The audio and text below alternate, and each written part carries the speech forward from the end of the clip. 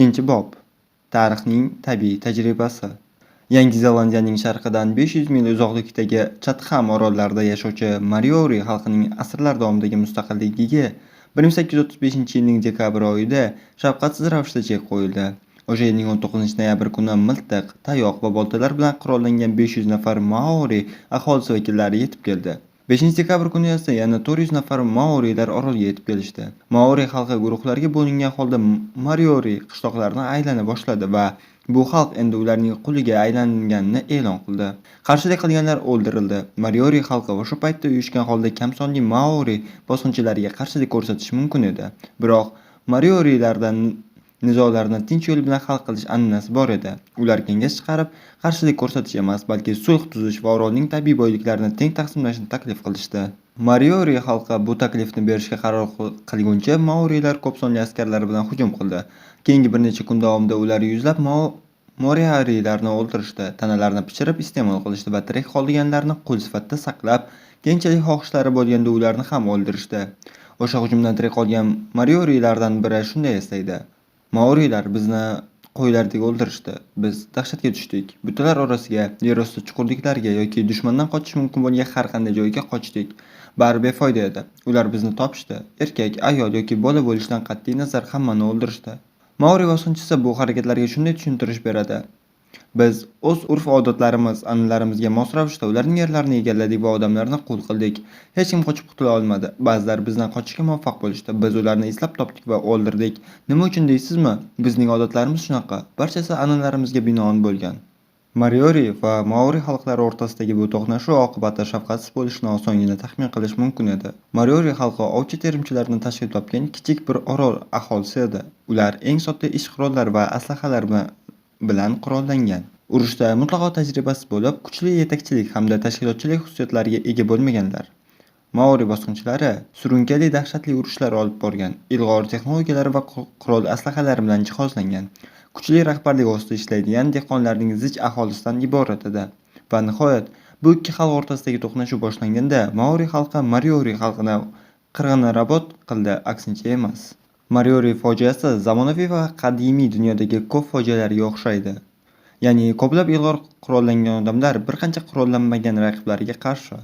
Maori va Mariori xalqlari o'rtasidagi shafqatsizlarcha davom etgan bu to'qnashuvning ayanchli tomoni shundaki, ming yillar avval yashagan Polineziya xalqlari bu insonlarning umumiy ajdodlari bo'lishgan. Hozirgi davrdagi Maorilar Yangi Zelandiyani milodiy 1000-yillar atrofida mustamlaka qilgan polineziyalik fermerlarning avlodlaridir.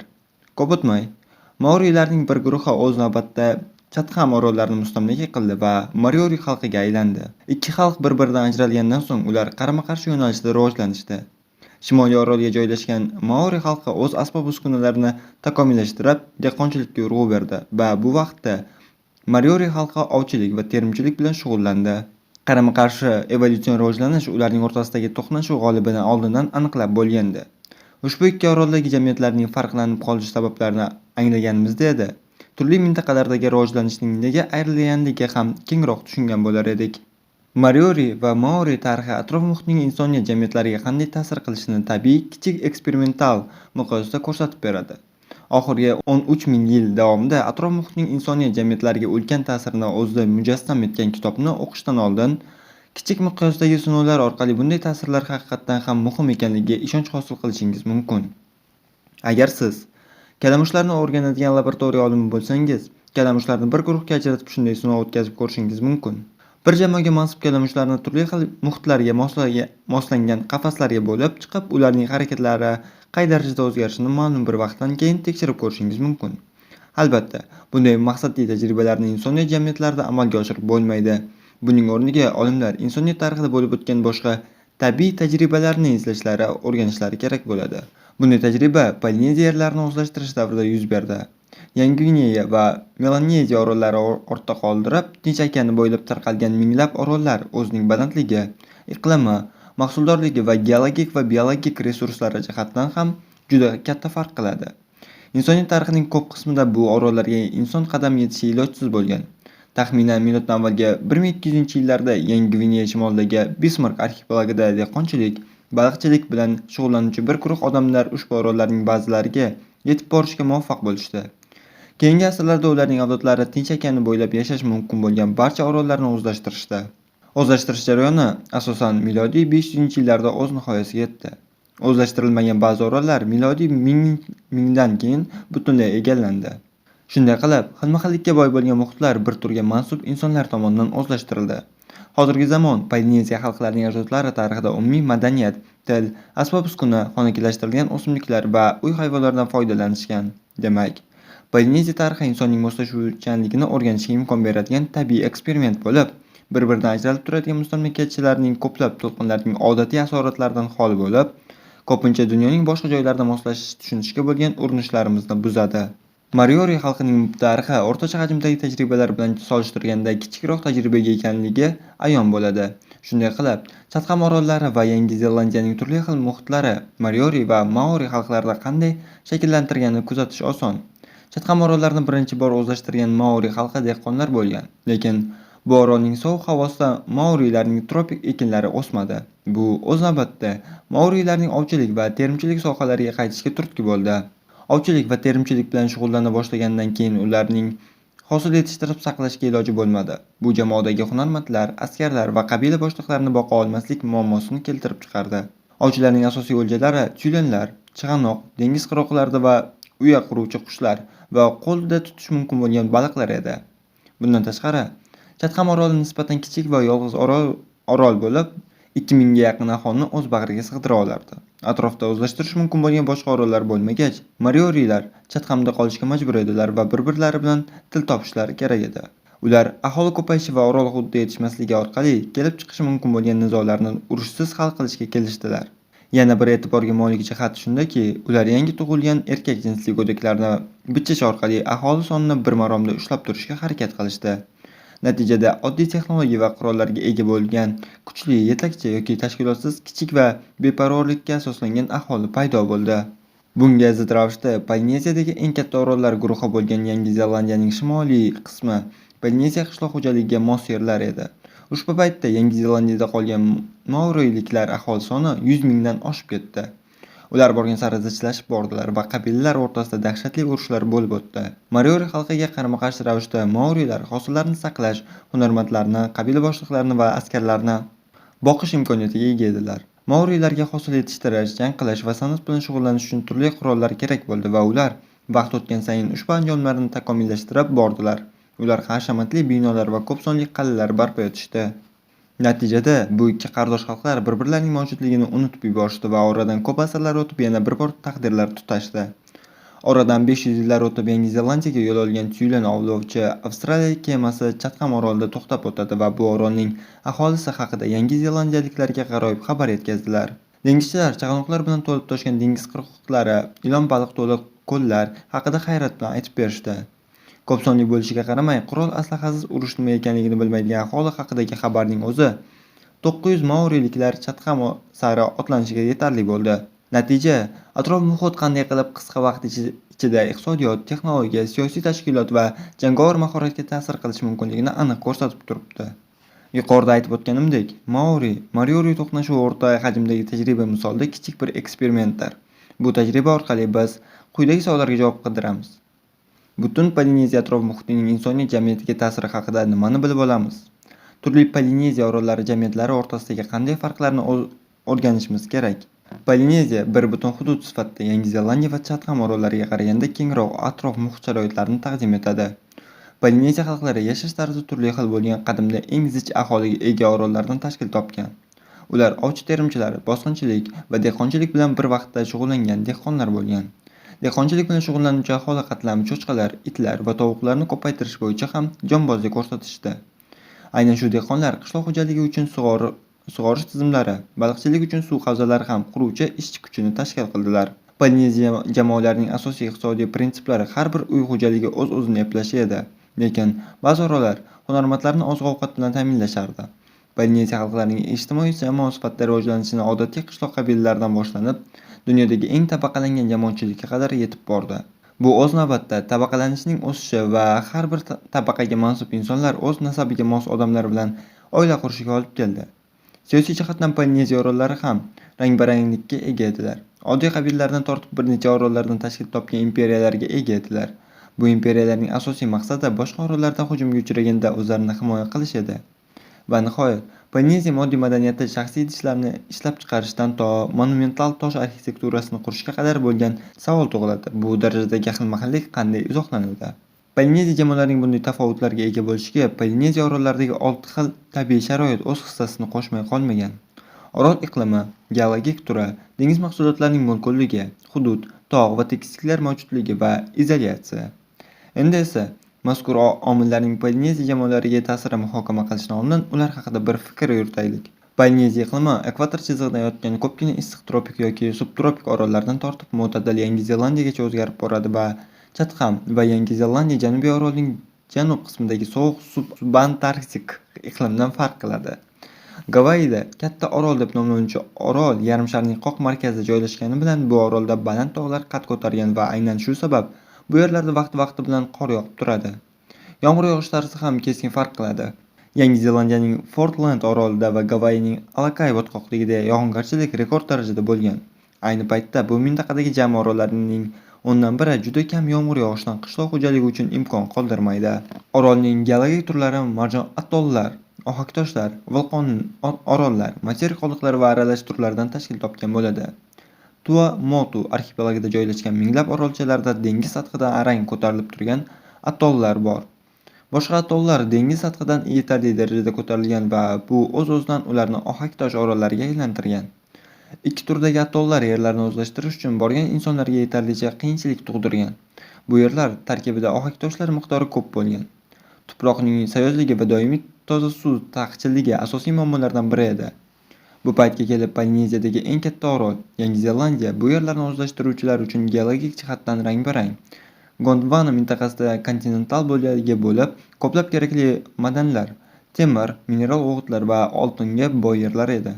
Boshqa ko'plab yirik Polineziya orollari dengizdan ko'tarilgan vulqonlardir. Ular hech qachon qit'aning bir qismi deb qaralmagan va ko'tarilgan ohaktosh zonalarini ham o'z ichiga olmasligi noma'lum. Yangi Zelandiya geologik boylikka ega bo'lmagan holda, akayin vulqonlarning orollari atol atrofi yaxshilangan. Chunki ular vulqon toshlarining har xil turlarini taklif qilishadi. Ularning ba'zilari tosh asboblarini yasash uchun juda mos keladi. Vulqon otilishidan paydo bo'lgan orollar bir-biridan farq qiladi. Balandlari tog'larda yomg'irni keltirib chiqaradi. Shuning uchun orollar kuchli ob-havoga, chuqur tuproqlar va doimiy oqimga ega. Buni amalda Samoa, Markiz va ayniqsa Gavayi orollari misolida aniq kuzatishingiz mumkin.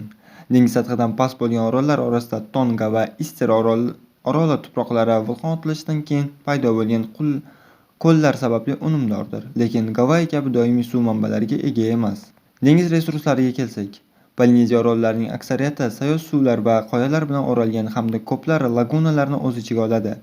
Polineziya orollari baliq va chaqaloqlarga boy, biroq Ister, Pitcairn va Merkuzeus orollarining qoyasimon qirg'oqlarini dengiz yuvib ketishi oqibatida dengiz mahsulotlarini ovlash qiyinlashtiradi. Orollarning maydoni yana bir o'zgaruvchan faktordir. Polineziya 100 gektar maydonga ega Anuta orolidan boshlab to Yangi Zelandiyaning 103 ming kvadrat metrga cho'zilgan orollar tashkil qiladi. Ba'zi bir orollarning yashashga imkon beruvchi joylari, xususan markazlar, tizmalar orqali tog'lar bilan o'ralgan vodiylarga bo'lingan, boshqa Tonga va Pasxa kabi orollar esa sayohat hamda aloqa uchun hech qanday to'sqinlik qilmaydigan qiyaliklardan iborat. Izolyatsiya orollarning tabiatini o'zgartiruvchi oxirgi faktor hisoblanadi. Pasxa va Chatham orollari kichik, boshqa orollardan yiroqda va aynan shuning uchun insonlar yiroqda izolyatsiyada bo'lib, ushbu orollarni o'zlashtirishgan va dunyoda uzilgan holda rivojlanishgan. Yangi Zelandiya, Gavayi va Markaz orollari ham juda olis, ammo hech bo'lmaganda Gavayi va Markaz arxipelagida yashovchi aholi boshqa arxipelag aholisi bilan doimiy aloqada bo'lgan. Polineziya orollarining aksariyati boshqa orollar bilan kamroq doimiy aloqada bo'lgan. Masalan, Tangan arxipelagi Samoa, Fiji, Wallis arxipelaglariga yaqin joylashgan va yuqoridagi orollar tanganlarga muntazam sayohat qilish imkonini berishgan. Buning oqibatida tanganlar alal-oqibat Fijini bosib oladilar. Polineziyaning turli xil muhitlariga qisqacha nazar tashlaganimizdan so'ng, ushbu muhitlar Polineziya jamiyatlariga qanday ta'sir qilganini bilib olaylik. Hayot tarzi ijtimoiy hayotning boshlashi oson bo'lgan bir jihati, chunki u o'z navbatida boshqa jihatlarga ham ta'sir ko'rsatadi. Polineziya hayot tarzi baliqchilik, yovvoyi o'simliklarni terish, dengiz chaqaloqlari, qisqichbaqasimonlar, dengiz qushlarini ovlash va dehqonchilikdan iborat edi. Polineziya orollarining aksariyati dastlab yirtqichlar yo'qligida yerda yashashga o'rgangan qushlarni ko'paytirish bilan shug'ullanishgan. Bularga yaqqol misol Yangi Zelandiyaning tuyaqushlari va Gavayining janubga uchib ketmaydigan g'ozlaridir. Garchi bu qushlar dastlabki kolonistlar uchun muhim oziq-ovqat manbasi bo'lgan bo'lsa-da, ayniqsa Yangi Zelandiyaning janubiy orolida ovlash oson bo'lgani uchun bu qushlarning soni barcha orollarda keskin ravishda kamayib ketdi. Shu bilan birga dengiz qushlarini qo'lda ko'paytirish ham kamaydi, lekin ba'zi orollarda muhim ozuqa manbai sifatida qoldi. Ko'pgina orollarda dengiz jonivorlari muhim ozuqa manbai bo'lgan bo'lsa-da, Pasxa, Pitkarn, Markez orollarida insonlar o'zlari yetishtirgan ozuqalarga bog'lanib qolishgan edi. Qadimgi polineziyaliklar o'zlari bilan 3 ta uy hayvonni, cho'chqa, tovuq va it olib kelishgan va orolda mavjud boshqa hayvonlarni qo'lga o'rgatishmagan. Ko'plab orollarda ushbu uy hayvonlari mavjud edi, lekin uzoqda joylashgan orollarda ba'zi hayvonlar bo'lmagan. Bunga asosiy sabab dengiz bo'ylab uzoq davom etgan sayohatlarga bu uy hayvonlarini saqlab qolishning va ularni boshqa orollardan olib kelishning iloji bo'lmagan. Masalan, Yangi Zelandiya faqat itlarni saqlab qolishga muvaffaq bo'ldi. Ister va Tikopiyada faqat tovuqlar boqilgan. Ister orolida aholi marjon qoyalariga sayoz ozuqaga boy suvlardan foydalanish imkoniyatining cheklanganligi bois, ular tovuq fermalarini qurish va jadal ravishda tovuq yetishtirish bilan shug'ullana boshlashadi. Lekin bu 3 uy hayvonlari uchun ozuqa doim ham topilmagan. Polineziya oziq-ovqat mahsulotlarini ishlab chiqarish asosan qishloq xo'jaligiga bog'liq edi, chunki bu subantarktik kengliklarda imkonsiz edi, chunki barcha Polineziya ekinlari dastlab tropik bo'lgan. Polineziya tashqarisida joylashtirilgan va mustamlakachilar tomonidan olib kelingan. Chatham va Yangi Zelandiyaning janubiy orollarini o'zlashtirgan aholi o'z ajdodlari o'rgatgan dehqonchilikni davom ettira olishmagan. Sovuq havo ularni dehqonchilikdan yana ovchi-terimchi bo'lishlari uchun asosiy omil bo'lib xizmat qiladi. Qolgan Polineziya orollaridagi odamlar qo'rg'oqchil ekinlar, ayniqsa taro, yams va badat sug'oriladigan ekinlar, asosan taro va mevali daraxtlar, masalan, jackfruit, banan va kokos asosida qishloq xo'jaligi bilan shug'ullanishgan. Ushbu ekin turlarining hosildorligi va ahamiyati orollarning atrof muhitga qarab sezilarli darajada o'zgarib turdi. Henderson, Rennell orollarida aholi zichligi, atollar va unumdor yerlar kamligi, ichimlik suvining chegaralanganligi sababli eng pastki o'rinlarda bo'lgan. Ba'zi Polineziya ekinlari uchun juda sovuq bo'lgan mo'tadil Yangi Zelandiya ham zichlik darajasi past edi. Shunday qilib, polineziyaliklar ushbu iqlimli orollarda turg'un dehqonchilik bilan shug'ullanishgan. Boshqa orollar unumdor tuproqqa ega bo'lgan bo'lsalar ham sug'orish uchun yetarli suvlar va irrigatsiya tarmoqlari bo'lmagan. Ushbu orollarning aholisi qurg'oqchilikka chidamli bo'lgan ekinlarni rivojlantirishdi. Bu o'z navbatida og'ir qo'l mehnati talab qilardi. Aylanma ekin yerlarini barpo etish, ekinlarni haydash, ekinlarni yetishtirish davrini kamaytirish va bog'lar barpo etish shular jumlasidan edi. Qurg'oqchilikka dosh beruvchi ekinlarni yetishtirish Pasxa, Kichik Anuta yassi va past Tonga orollarida samarali natijalar berdi. Ushbu orollar o'z yer maydonlarining ko'p qismini faqat shu dehqonchilik uchun ajratishdi. Polineziya qishloq xo'jaligining eng samarali mahsuloti sug'oriladigan maydonlarda taro yetishtirish edi. Tonga oroli taro yetishtirish bo'yicha boshqa orollardan farqli ravishda orqada qoldi. Bunga sabab esa dengiz sathidan pastligi va daryolarning yetishmasligi edi. G'arbiy Gavayi orollarida joylashgan Kauai, Oahu va Malakai orollarida sug'orma dehqonchilik eng yuqori cho'qqiga chiqdi. Namgarchilik yuqori bo'lgan bu yerlar mavsumiy daryolar va qurilish loyihalari uchun maqbul yerlar bo'lgan. Gavayi aholisining mavsumiy ishchilaridan taro ekini uchun sug'orish tizimlarini barpo qilishdi va bu yerlarda Polineziyadagi eng yuqori mahsuldorlik qayd etildi. Har bir gektardan 24 tonna. Bunday hosildorlik o'z navbatida intensiv cho'chqachilik rivojlanishiga olib keldi. Shuningdek, suv xo'jaligi sohasidagi o'ziga xos tajriba Gavayida baliq hovuzlari va mollyuskalar yetishtirishni amalga oshirishda yordam berdi. Natijada Polineziya bo'ylab tarqalgan orollardagi aholi zichligi orolning ekologik muhitiga bog'langan holda turli xil bo'ldi. Aholi zichligi bo'yicha eng kam insonlar Chatham orolining quyi qismlarida va Yangi Zelandiyaning janubiy orollarida yashashgan. Yangi Zelandiyaning qolgan orollarida esa har bir kvadrat milda 28 ta inson yashagan.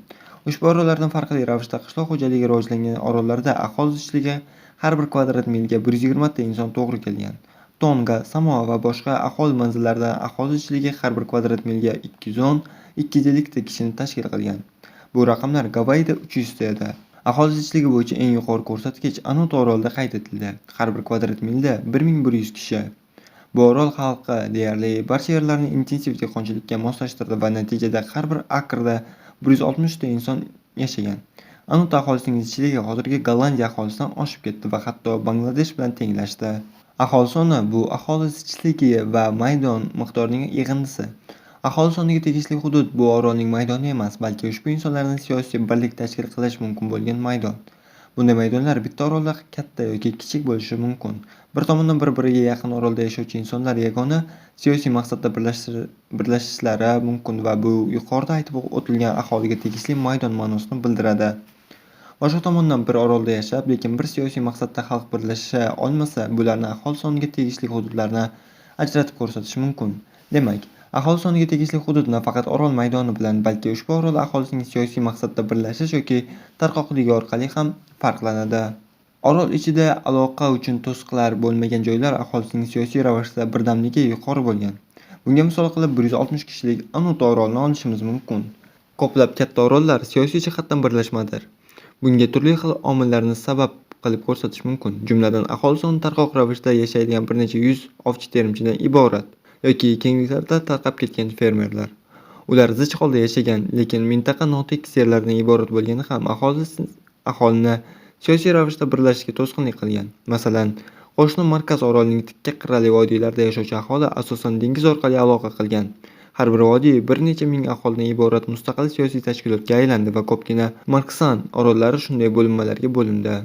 Tonga, Samoa va Gavayi orollarining tikka qirrali maydonlari bu orolning insonlarga yagona siyosiy maqsad ustida birlashishga to'sqinlik qilmadi. Bu orollarda 10 mingdan oshiq insonlar siyosiy aloqalarni doimiy ravishda qo'llab-quvvatlashdi.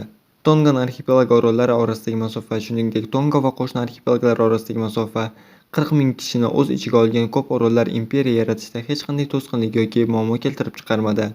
Shunday qilib, Polineziyadagi siyosiy maqsadga birlashgan jamoalar soni bir necha yuz kishidan 40 ming nafar insonlargacha yetdi. Aholi zichligi va siyosiy maqsadlarga birlashgan jamoalar Polineziya xalqlarining texnologik, iqtisodiy, ijtimoiy rivojlanishida muhim rol o'ynadi. Umuman olganda, siyosiy jamoalarning hajmi va aholi zichligi qanchalik katta bo'lsa, ushbu jamoalarning asbob-uskunalari va tashkilotchilik tajribasi ham shu darajada murakkab va ixtisoslashgan bo'lgan. Bu haqida keyingi boblarda batafsil ma'lumot berib o'tamiz. Qisqacha qilib aytganda, aholi zich bo'lgan joylarda aholining faqat bir qismi dehqon bo'lgan, lekin aynan shu dehqonlar o'zlarini intensiv oziq-ovqat mahsulotlari ishlab chiqarishga bag'ishlaganlar va aynan shu sabab ular yetishtirgan hosil jamoaning boshqa a'zolarini oziq-ovqat bilan ta'minlashga yetgan. Jamoaning boshqa a'zolari jamoa rahbarlari, ruhoniylar, amaldorlar va jangchilar bo'lishgan. Eng katta siyosiy jamoalar hattoki ulkan ishchi kuchi orqali sug'orish tizimlarini qurish va baliqchilik hovuzlarini barpo qilishgan va bu o'z navbatida intensiv oziq-ovqat ishlab chiqarishni eng yuqori darajaga olib chiqdi. Bunday tizimlarni barpo qilgan Tonga, Samoa orollarining ulkan natijalari ushbu orollarning unchalik katta bo'lmagan serhosil yerlarida aniq va ravshan ko'rinib turdi. Bu tendensiya Gavayi arxipelagida o'zining eng yuqori darajasiga yetdi. Bu orollarda aholi zichligi va katta yer maydonlari har bir ishchi kuchiga ega bo'lishga imkonini taqdim etardi. Turli xil aholi zichligi va yer maydonlari bo'lgan Polineziya jamiyatlari o'rtasidagi tafovut quyidagicha edi.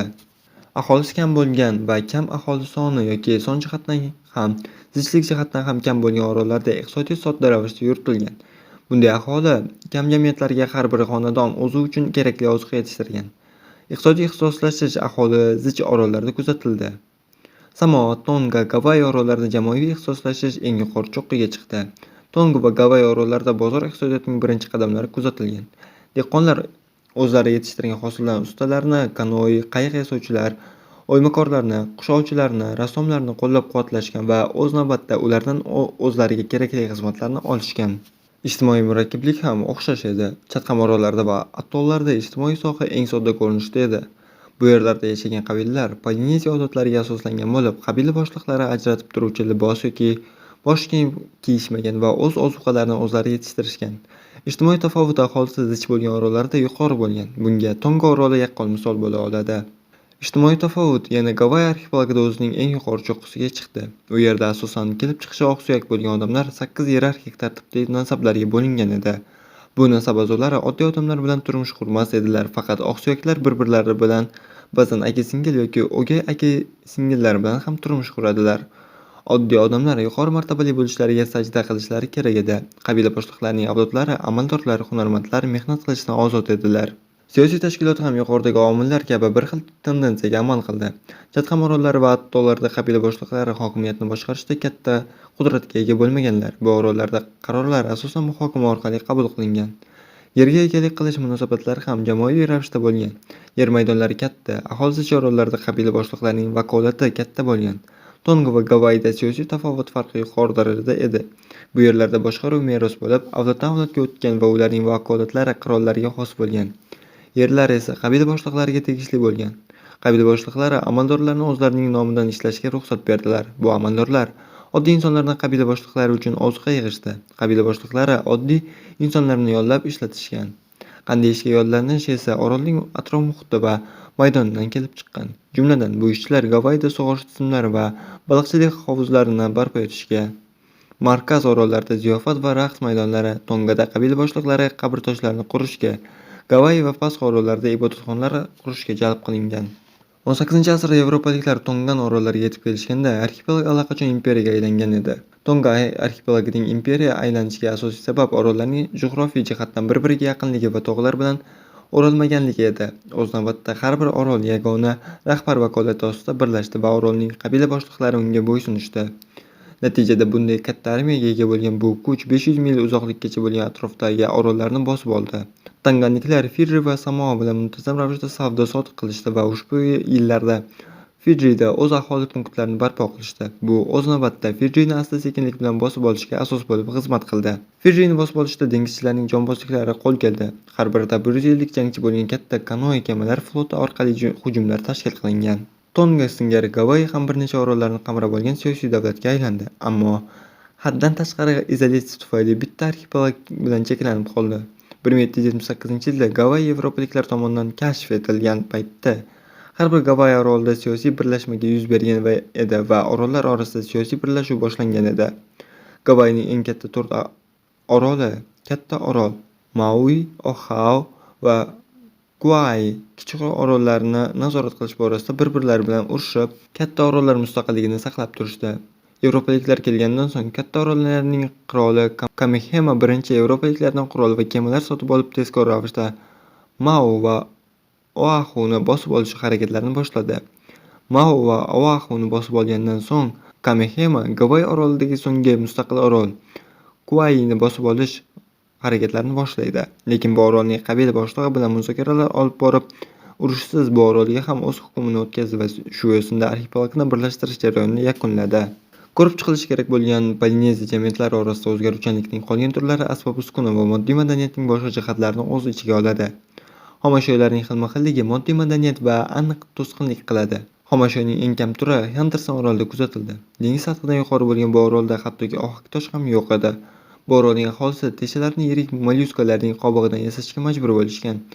Yangi Zelandiyaning Maori xalqlari esa xomashyolarga boy mintaqada yashashgan. Asosan nefrit toshlaridan keng ko'lamda foydalanishgan. Ular orasida vulqon otilishidan paydo bo'lgan orollar mavjud bo'lgan va bu orollarda granit, chaqmoq tosh va boshqa jinslar yetishmovchiligi kuzatilgan. Lekin ushbu orollar vulqon otilishidan paydo bo'lgan toshlarga boy bo'lgan va insonlar bu toshlarni jilvirlab, ushbu toshlar yordamida dehqonchilikka mo'ljallangan yerlarga ishlov berishgan. Chatham orollari aholisi asbob-uskunalar bobida asosan tayoqlardan tyulenlarni, qushlarni, qisqichbaqalarni o'ldirishda foydalanishgan. Chathamliklar baliq tutish uchun qarmoqlar, bolg'alar, zargarlik buyumlari va boshqa asbob-uskunalarni yasashgan. Atollarda yashovchi aholi ham Chatham orollaridagi insonlar kabi oddiy asbob-uskunalardan foydalanishgan. Ular o'z ish qurollarini o'zlari yasashgan va o'zlari egalik qilishgan. Uylar ham oddiy kulbalar edi. Katta va aholisi zich bo'lgan orollar qabila boshliqlari uchun nufuzli mahsulotlarni tayyorlagan hunarmandlarni qo'llab-quvvatlagan. Bu hunarmandlar qushpatlardan bosh kiyimlar tayyorlashgan. Polineziyaning eng katta mahsulotlari ulkan toshlardan yasalgan haykallar edi. Pasxa orollardagi haykallar Tongan qabila boshliqlarining qabr toshlari, markazning marosimlar uchun qurilgan maydonchasi va Gavayi ibodatxonalari shular jumlasidandir. Polineziya arxitekturasining rivojlanishi Misr piramidalari, Mesopotamiya, Meksika va Peru singari bir xil yo'nalishda bo'lgan. Tabiiyki, Polineziyaning haykallari piramidalar kabi yirik bo'lmagan. Buning asosiy sababi Misr fir'avnlari har qanday Polineziya orolining boshlig'iga qaraganda ancha katta miqdordagi odamlarni majburiy mehnatga jalb qilish imkoniyati yuqori bo'lganligi edi. Shunday bo'lsa-da, Pasxa orolida yashovchi insonlar 30 tonnalik tosh haykallardan qurishga muvaffaq bo'lishdi. Bilaklardagi kuchdan boshqa maxsus texnikasi bo'lmagan 7 ming aholiga ega orol uchun bu yuksak natija. Shunday qilib, Polineziya orol jamiyatlari iqtisodiy ixtisoslashuv, ijtimoiy murakkabligi, siyosiy tashkilot va moddiy mahsulotlar, aholi soni va zichlikdagi farqlar bilan bog'liq bo'lib, ular orol mintaqasidagi farqlar, bo'linish va yakkalanish hamda yashash imkoniyatlari bo'yicha juda katta farq qilardi. Polineziya jamiyatlari o'rtasidagi bu farqlarning barchasi nisbatan qisqa vaqt ichida va yer yuzasining kam sonli, bitta ajdodlarga mansub xalqlar atrof-muhiti bilan bog'liq bo'lgan turli xil o'zgarishlar natijasida hosil bo'lgan. Polineziyadagi madaniy farqlarning ushbu toifalari aslida dunyoning hamma joylarida paydo bo'lgan bir xil toifalardir. Albatta, yer sharining qolgan qismidagi o'zgaruvchanlik diapazoni Polineziya hududiga qaraganda ancha katta. Zamonaviy qit'a xalqlari tosh qurollarga qaram bo'lishgan bo'lsa, polineziyaliklar singari Janubiy Amerika ham qimmatbaho metallardan foydalanish bo'yicha mutaxassislarni jalb qildi. Yevrosiyoliklar va afrikaliklar temirdan foydalanishni davom ettirdilar. Ushbu rivojlanish Polineziya taqiqlangan, chunki Yangi Zelandiyadan tashqari hech qanday Polineziya orolida katta metal konlari bo'lmagan. Polineziya o'rnatilganga qadar Yevrosiyoda to'laqonli imperiyalar mavjud edi. Janubiy Amerika va Mezoamerika keyinchalik imperiyalarni rivojlantirdilar. Polineziya esa ikkita proto-imperiyalarni ishlab chiqdi. Ulardan bittasi Gavayi yevropaliklar kelganidan keyin birlashdi.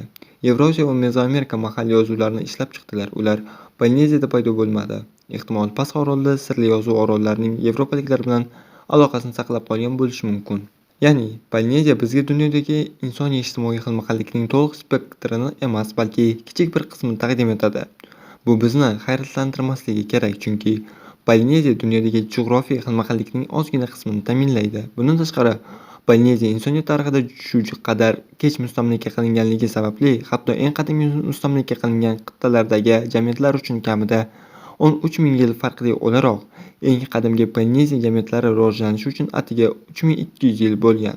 Yana bir necha ming yilliklarni hisobga olgan holda, ehtimol Tonga va Gavayi Tinch okeanni boshqarish uchun bir-biri bilan kurashadigan to'laqonli imperiyalar darajasiga yetgan bo'lar edi va bu imperiyalarni boshqarish uchun yozma ravishda ishlab chiqilgan. Yangi Zelandiya Maori esa ularning jade va boshqa materiallar repertuarlari bo'lgan mis va temir asboblarini qo'shgan bo'lishi mumkin.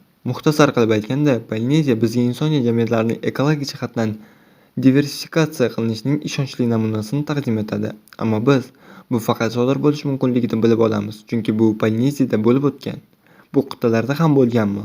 Agar shunday bo'lsa, ekologik tafovutlar qit'alardagi diversifikatsiyaga nima sabab bo'ldi va ularning oqibatlari qanday edi?